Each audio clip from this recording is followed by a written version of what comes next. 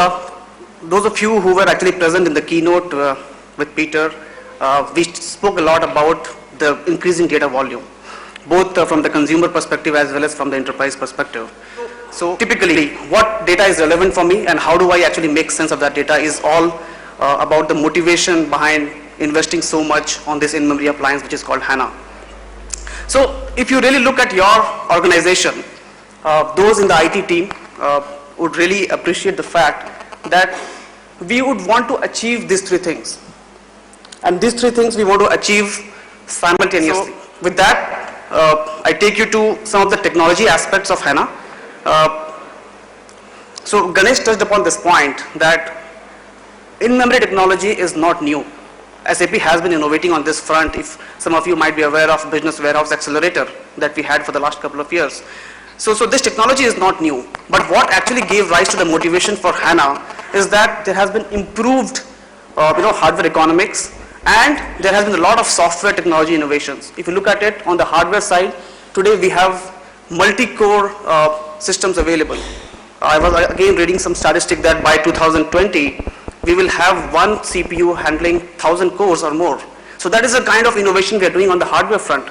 Similarly, on the software front, which is where SAP R&D has actually played a major role, is that we have done row and column store.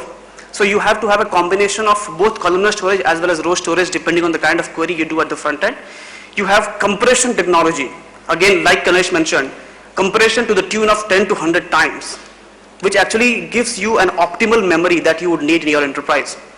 We have partitioning methodologies, no aggregate tables. So all those who are actually aware of conventional data warehouse would understand that we do indexing and aggregation, which actually increases the overall data warehouse size, and hence performance actually gets impacted. And insert only data.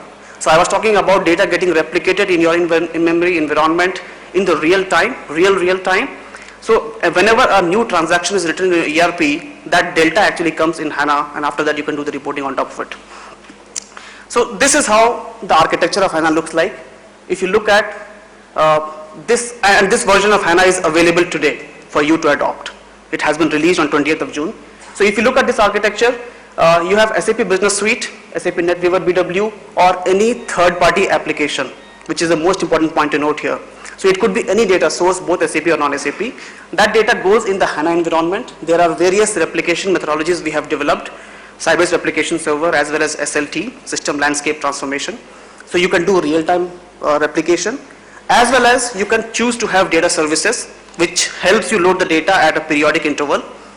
Once the data goes in HANA, that is where the entire magic actually starts happening. You have the compression, you have the row and column storage, you have the entire HANA Studio environment, which creates analytical views. So some of you might be wondering that if I'm actually replicating data from the enterprise, from the OLTP systems, then the data might not be in the correct format. The data might not be in the format that business users would want to actually look at. So there are analytical views that you can create within HANA. There is a complete HANA Studio environment which helps you do that.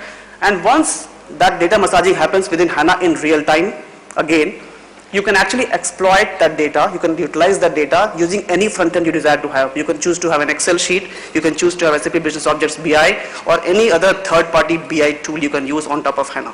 So in the current version, it is a very, very good example of an operational data warehouse which can be used in the real time. Some other aspects, we have partnered with IBM, HP, Fujitsu, Dell, Cisco. So it comes as an appliance, and it comes pre-configured with software, HANA software, depending on the size of RAM that you would require. Just reiterating, it analyzes information in real time, creates flexible analytical models, which is what HANA Studio does, and it minimizes data duplication, which is very, very important to note. So in a